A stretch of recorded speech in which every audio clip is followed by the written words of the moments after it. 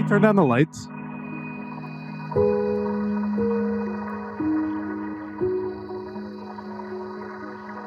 And the ceiling?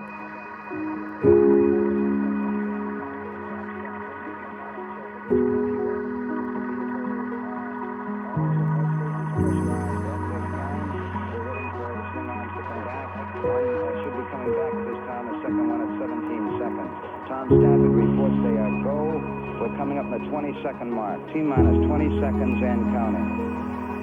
17 seconds and counting. Guidance internal. 15, 14, 13, 12, 11, 10, 9. We have ignition sequence start. 6.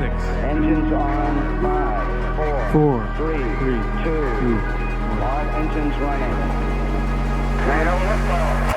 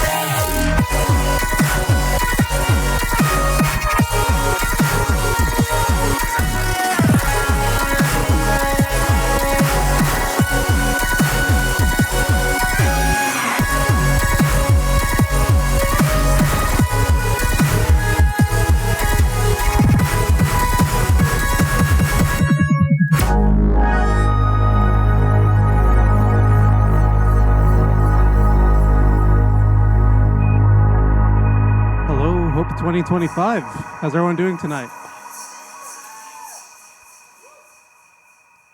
So this show is very special to me because I just realized I've been making music for 10 years, like starting today. Like this is officially the 10-year anniversary of my music. So it's an honor to be playing before you tonight.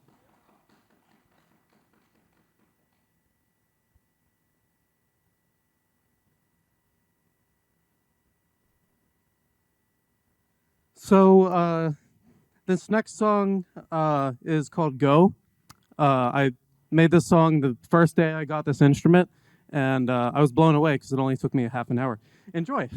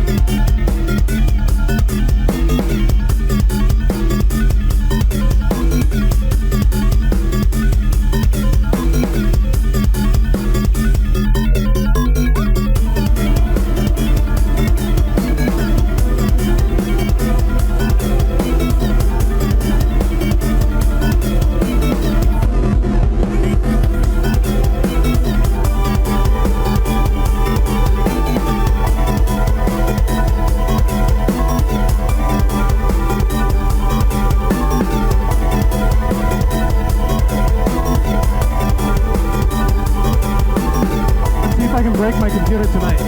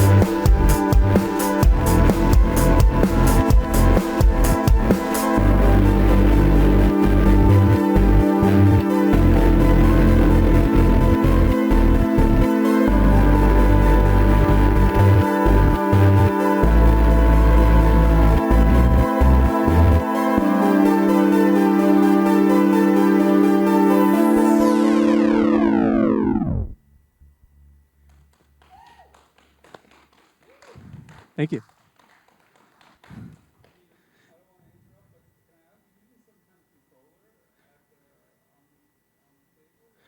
Yes, I'm using this spaceship.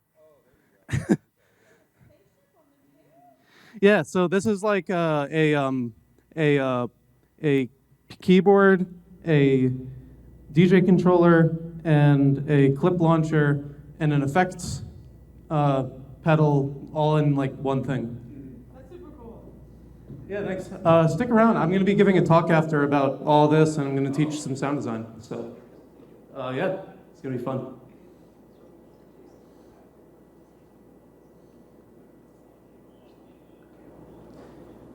If I have time, I'll also talk about how I program the visuals.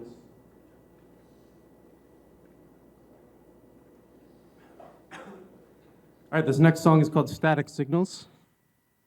Enjoy.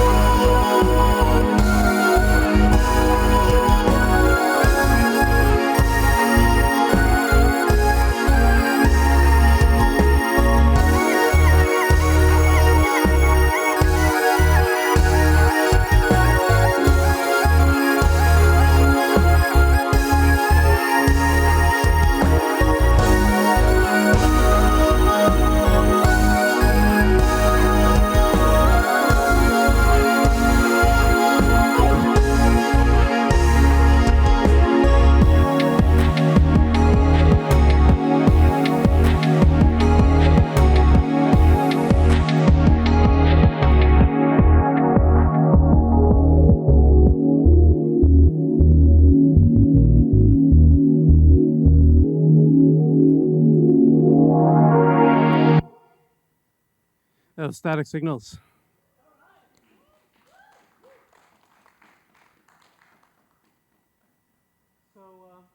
So I kind of like that I have a technical crowd because I can like talk about this stuff a little bit. So basically, the way that this works is I launch a bunch of clips, but basically I get to decide the structure as I go. So every single time I play this song, it's different.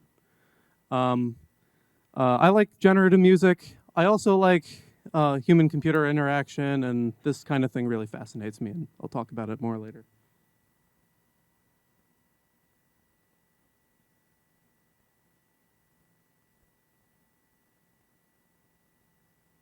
This next song is actually a mashup of two songs that I made 2 years ago.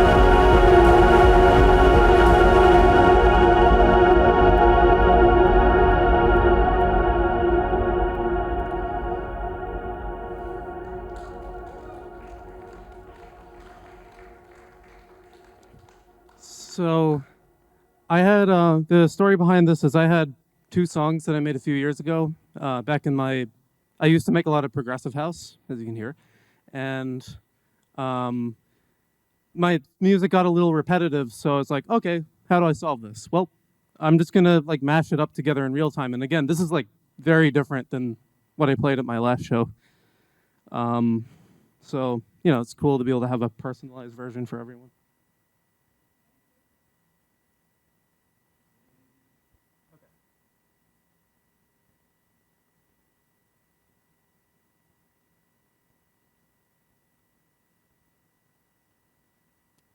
This next song is supposed to be kind of dystopian. It's actually a few songs. Uh, Enjoy. I was very good at naming my stuff back then. The names of these songs are "Die," "As Her Wings Burn," uh, and "Technically Alive." I was very good at naming songs, but trust me, they're bangers.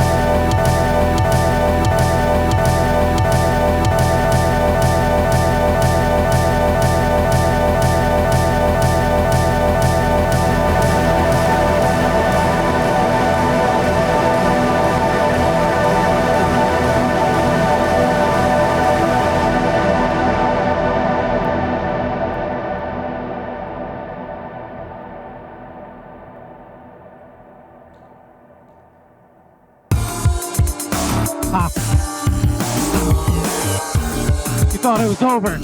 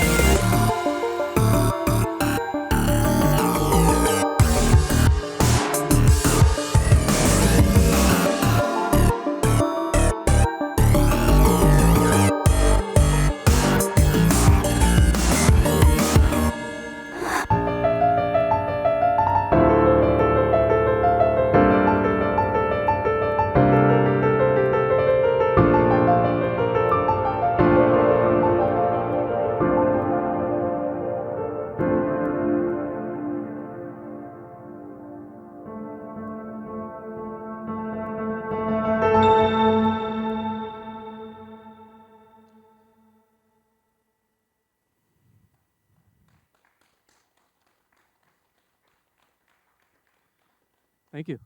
I got one more song. I don't know what it is though. That's the thing. I'm gonna make it up completely on the spot.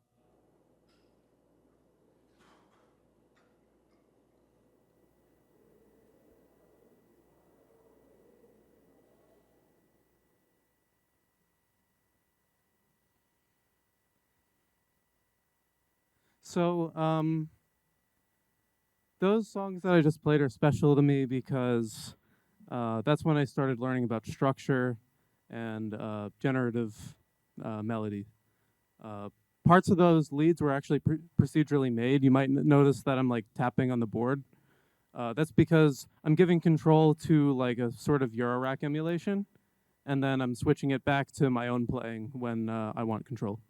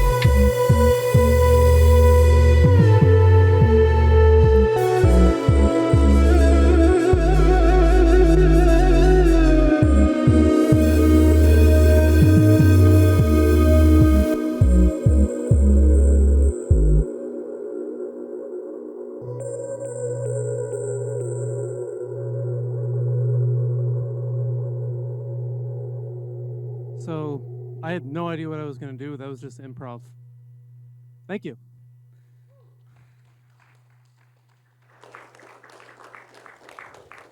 I'm Neon Edge. You can check me out on Instagram, SoundCloud. SoundCloud is at Neon Edge. Instagram is Neon Edge Music. Yeah. For these last 30 minutes, I'd like to give a brief talk about the song that I just made. I'm hoping to teach a little bit of sound design tonight for anyone who's interested. So make some noise if you want to learn some sound design. All right, cool. Right about now, I might want that chair, so I'm gonna take it. Yeah, bear with me one moment.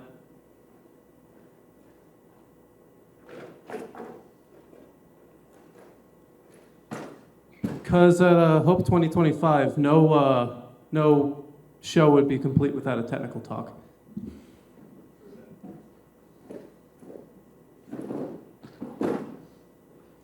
All right.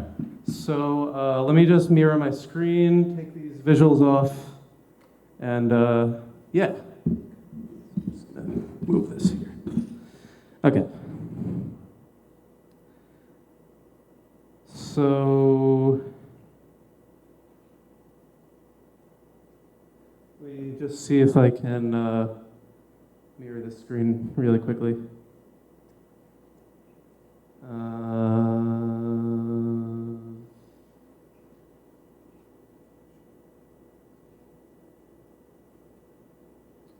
I don't know what I just did.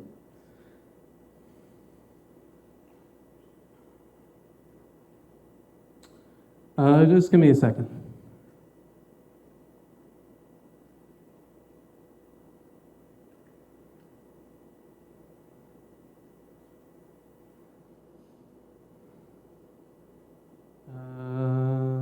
Let me just stop mirroring for a second. Okay, there we go. So this is my visualizer. Yeah, so as far as I know, I only have 30 minutes left, so I'm gonna try to go over this briefly. Yeah. So let me open up something to sketch on, and I'll start it. So while I'm doing this, does anyone know anything about sound synthesis? Like what an oscillator is? Yeah, you know.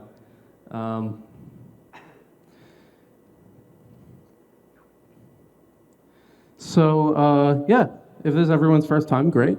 I'm gonna walk through it. So I'm just gonna focus on one of the synths that I made tonight.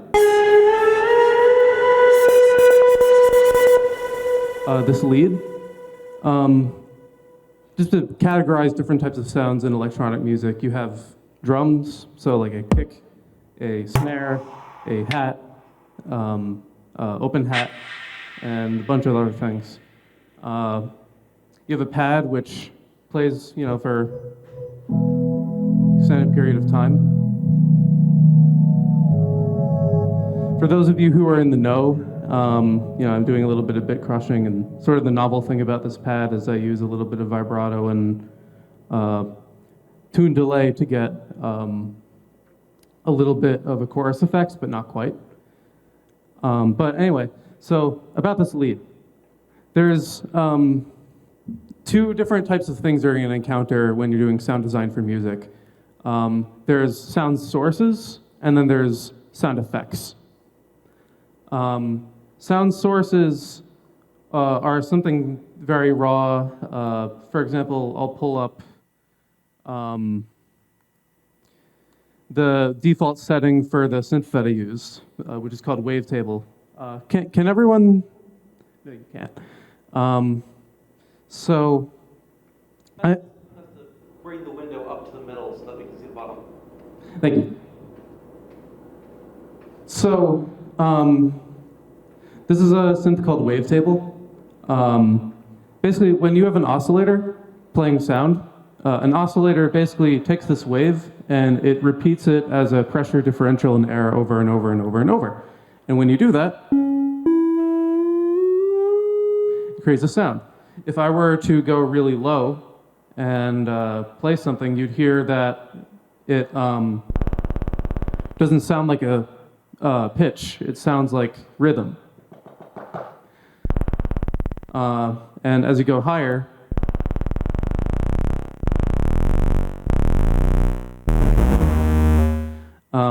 you get pitch, because our ears and our brain kind of do something similar to a Fourier transform. So you lose time resolution, and it turns into a new frequency. And if you don't know what that means, don't worry about it. Not important for this. Yeah. So I'm gonna go back up and pitch a little bit. By the way, the instrument that I'm using, the sliding and stuff, that's called MPE, and basically it allows you to do bends and stuff. Cool. So anyway, the first thing that I did to create this synth was I make it so the wave that it's playing, instead of being, my face is right where it is. Make the window shorter and bring it to Yeah. Thank you for the suggestion. I will do that. There we go. Can you see this? Yeah. Okay, cool. So, anyway, so you have these different waves. Let me just remove some things. Don't worry about these settings. Kind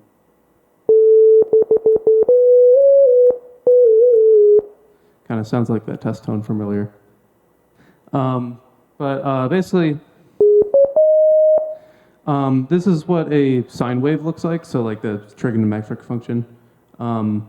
This shape here is called a triangle wave. Slightly brighter, odd harmonics, but only some of them.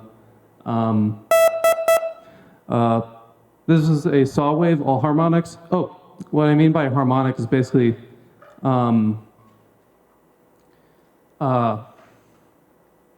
gonna put in something here called Visu, which will show me all the harmonics and kind of demonstrate what I mean when I say harmonic. So a sine wave, basically, as you can see, has one pitch, one band. All sounds are made of a bunch of these stacked together, added together, with different phases and different frequencies and so on. So you can see that when I go from a sine wave to a triangle wave, you get more of them. As we descend up the brightness ladder and get sounds with more high frequencies, so frequencies up here,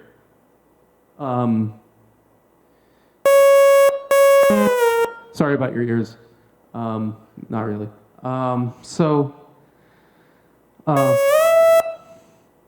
We have this, which all these frequencies here happen to follow a ratio of the harmonic series according to the fundamental frequency here.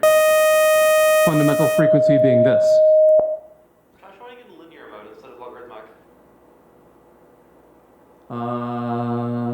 Sure. And then explain what the axes are.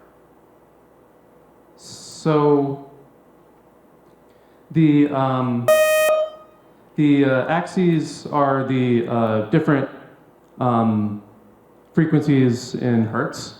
So what he was talking about was logarithmic versus linear. It's just different ways of displaying it. So you can have it scaled logarithmically, which means that higher and higher frequencies will take up less space.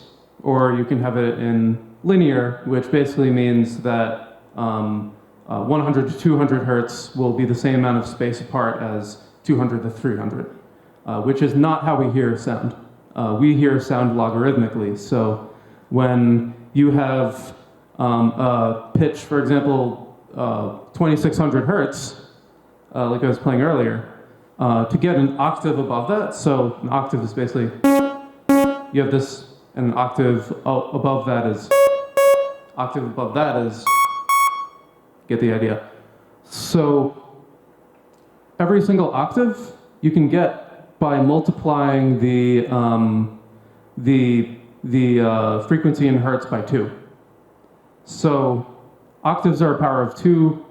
You get the chromatic scale, which the chromatic tuning, which basically chops that up logarithmically. So you get 2 to the 1/12, 2 to the 2/12, 2 to the 3/12, 2 to the 4/12, 5/12, 6/12, and 7, all the way up to 2 to 12/12. And the reason that, well, I don't want to go on a rant about music theory, but if you're curious about why 12, see me after class. So anyway, so this is a saw wave, all harmonics, and this is a square wave, every other harmonic. So saw, square, saw, square. You can see it's every other harmonic.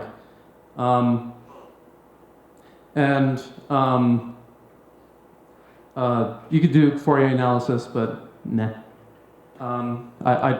At this point, I just take it on faith. Because it's shown here. I use computers. I never have to use a piece of paper again. Not really. But, so basically I have a square wave.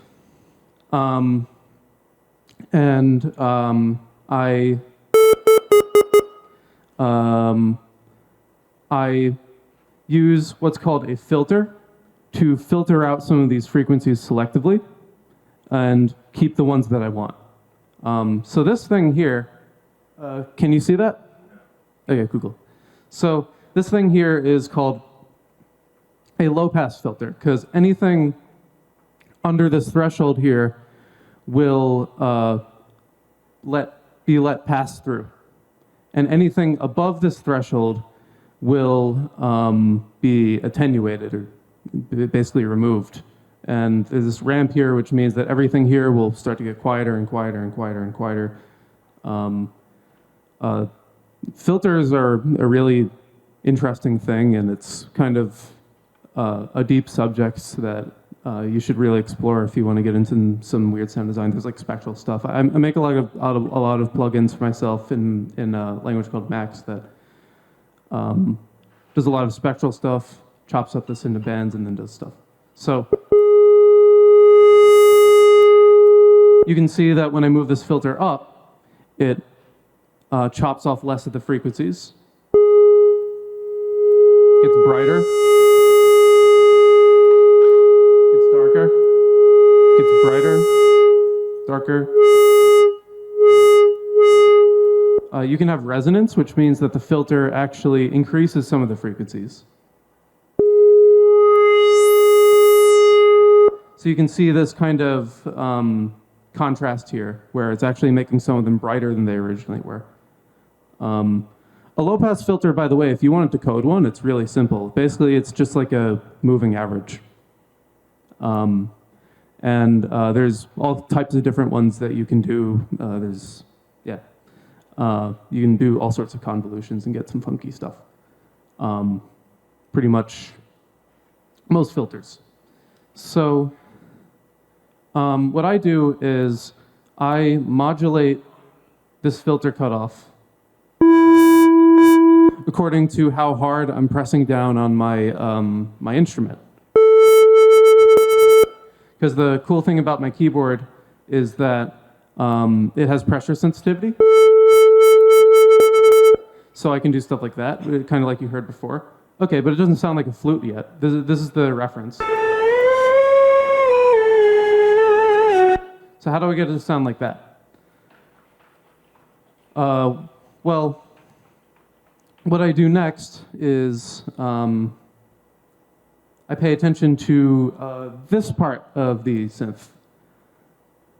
One way to make your synths sound more full is instead of having one oscillator, you can play many of them, slightly detuned or having some sort of effect on the pitch. some sort of random effect.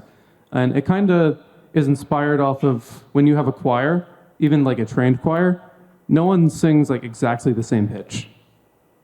So when I set this unison mode to classic, for example, basically what this is going to do is I have many of these oscillators, many of these square waves, with slightly offset pitches according to this knob. And that's what this, and this, here's what it sounds like as I increase that knob. And you can even see what's happening here.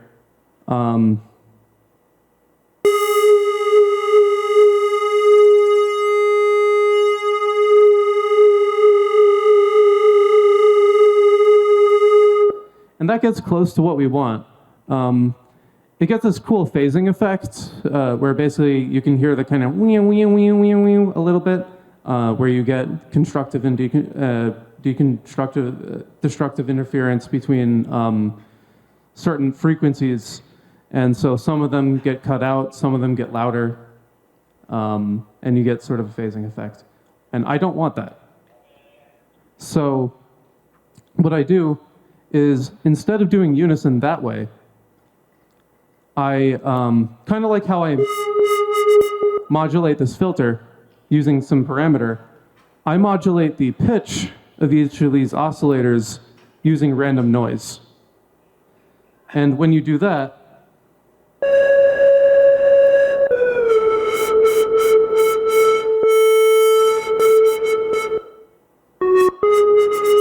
unsurprisingly, you get sort of a little bit of a random frequency distribution that tends towards the original harmonics.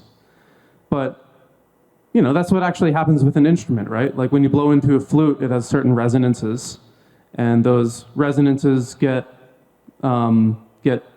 stronger, but it's still a distribution. It's not perfect, and that's with all sounds in life. What is the distribution of the noise? Is it per sample? It's white noise. Okay. So it depends on the sample rate. Yes. Yeah. Actually, I think this one does oversampling, but for other synths, yes, it depends. It doesn't make too much of a difference with the sound, though, because random is random. But if you have a low enough sample rate, it starts to matter. Good question. So, does anyone else have any questions so far? Okay. So why does this still sound bad? Can anyone take a guess? Because you don't like it. Honestly, that's a good answer. Well, because I don't like it. You know, that's the type of thing. When you're making music, one piece of advice that I can give is when you're turning knobs, don't look at the visuals. Look away, because it doesn't matter what it looks like on the meters. The only thing that matters is what it sounds like, and if it sounds good to you, it's good. Even if you're going a little bit extreme with some settings, don't be afraid to. Holding yourself back with, as strange as it is to say as like an audio engineer, looking at the numbers and going off that holds you back. You need to sort of trust your ear. Which is how I discovered this effect. So, has anyone ever used like a tape machine or like a cassette tape recorder? Yes, yes. If you know what 2600 means, then you've definitely used one. But basically, I hope I can draw this. There we go. So basically, when you used to have tape, forgive my horrible drawing, but when you used to have, this is a tape, I guess.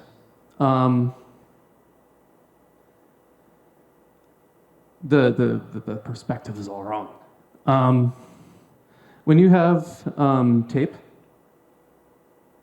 you have things called a playhead. This is the current playhead. This is where the sound currently is. and it reads the voltage from that part of the tape and then sends it to your speaker to make pressure differential that makes sound, yada, yada, yada. What you can do if you want to get a delayed version of the signal, so for example, that is you can have another playhead here that's delayed. So then what ends up happening, and then you can make this the delayed signal. You can make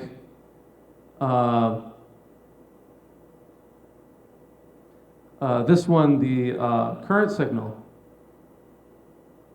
And notice how I had to move the current signal back. In regards to digital signal processing, this would be an array of samples. And you would have sort of like a queue where you keep inserting samples at the beginning of the buffer. That's your current sample, and then at the end of it, that's your delayed sample.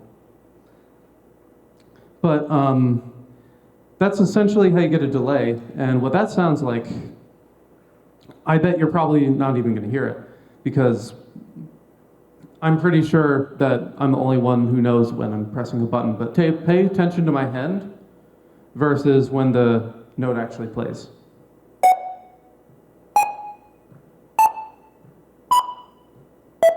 Notice how there's a little bit of a delay versus.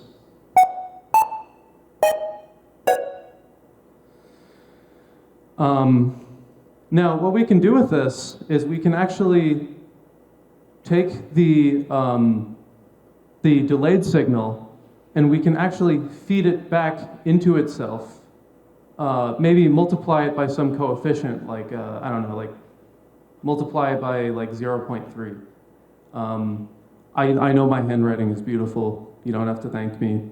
Applause at the end. And basically what that sounds like, I can show you by turning up this feedback knob here.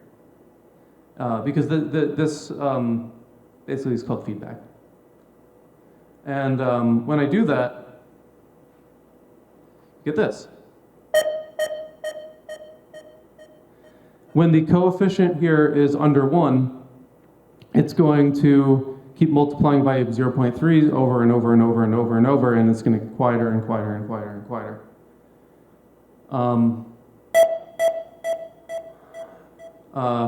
If I move this delay tape head, this delayed playhead closer to here, we'll get less of a delay. And here's what that sounds like.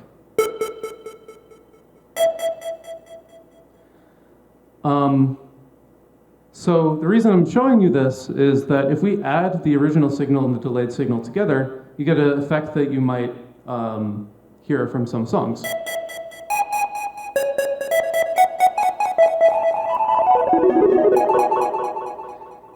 And you get this delayed signal. By the way, a little note about phase. You can look into this on your own time, but I'm going to just turn this feedback down for a second. I'm going to make this delayed signal like the very small. So this is very close to this. And when I do that, you'll hear that something interesting kind of happens.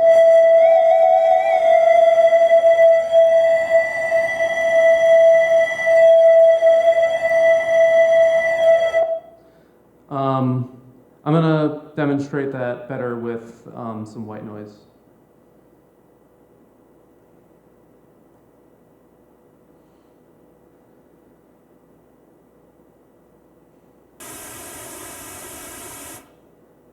And I'm going to move the visualizer back a little bit.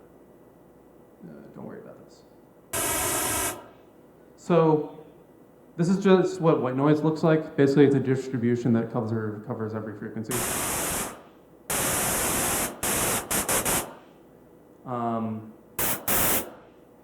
And when I have a very short delay time mixed with the original signal, it sounds like this.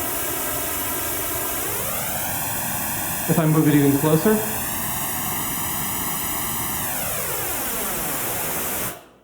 you can see it's kind of cool because this is a way that you can cut off frequencies that follow a harmonic series. So you can see that when I do this, it has sort of a tone.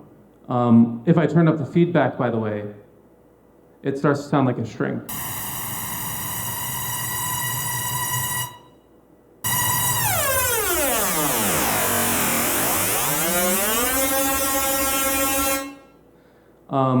And that's something, if you want to Google it, it's called car plus strong synthesis, and basically it's a rudimentary way to simulate a string. And you can tune it, and then you can do all sorts of fun stuff. But what I wanted to show is basically when you have a bunch of these delayed signals in parallel, so they're all playing over each other. For sake of demonstration, I'm going to do, in time, I'm going to do 3.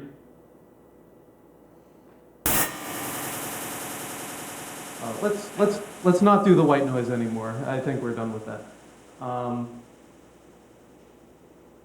going to go back to the wavetable that we had before with the square and the cutoff and the unison. And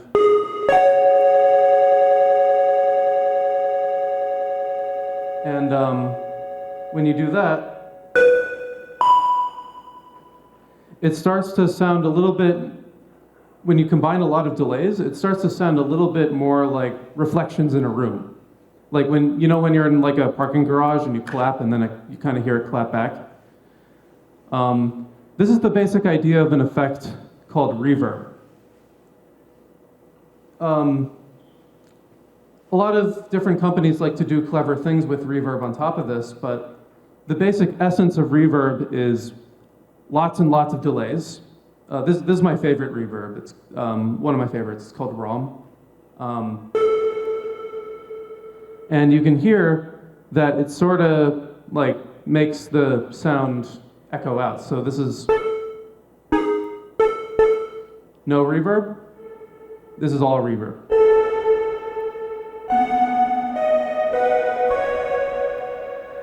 And when you combine lots and lots and lots and lots and lots of these delay lines, that's what happens. That and a thing called all-pass filters, which you add after, but all-pass filters are built with delays. So delays are a very important thing. You can use them to make filters. You can use them to make reverbs. You can use them for mixing.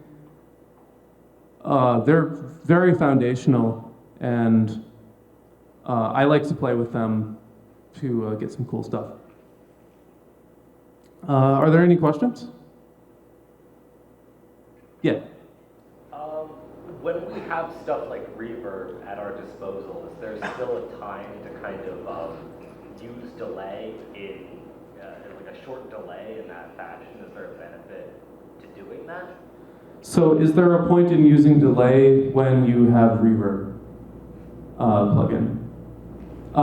Yes. In fact, so you could say it's kind of, you could use the argument of like, you know, it's creative liberty. Sometimes you want a delay that's sort of rhythmic. If I have a delay here, I can make it like synchronize with the beat of my song, and I've used that in a lot of my songs from before. If you heard, I like turn up the reverb on some songs and some delay to make it transition into other songs. But there's actually a technical reason to use delay and reverb together. It's because when you have echoes in a room, you have the first few reflections, so early reflections, and then you have late reflections. The early reflections are going to bounce immediately back to you, and you're just going to hear it as delay. And then the late reflections are more diffused and stuff. So to really get a convincing sounding reverb, use a short delay time and a reverb. Because then you can model the early reflections and the late reflections. And this is sort of what it sounds like when you use both. It sounds very nice. And, you know, this is music, so you don't have to necessarily follow the laws of physics. You can make it rhythmic.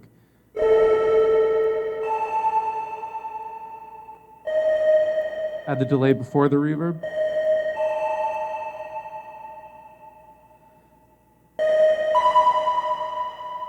Versus, I think the second one sounds more natural, wouldn't you agree? Yeah. So are there any other questions? How much time do I have left?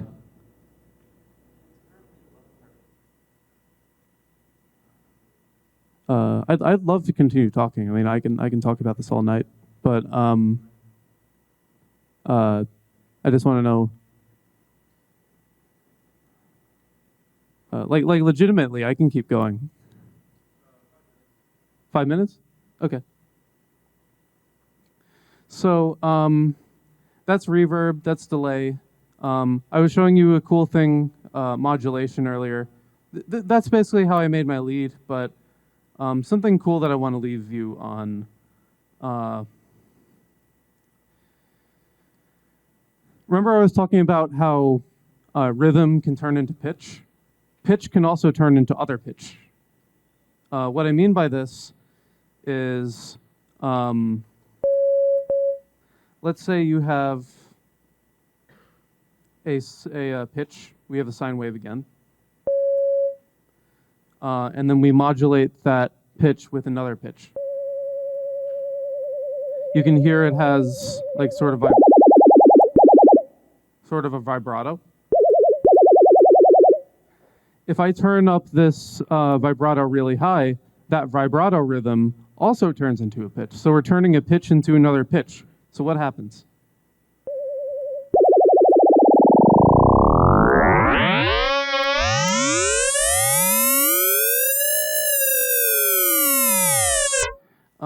I think it would be a little cooler if I showed you this in the spectrogram, because it just looks really cool.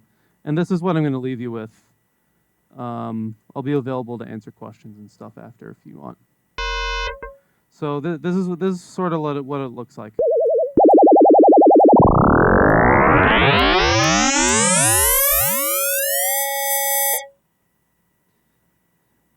So yeah, you can use it to make some cool metallic sounds, and I could keep going, but I think that's all the time that I have. So does anyone have any questions? All right, then again, I'm Neon Edge.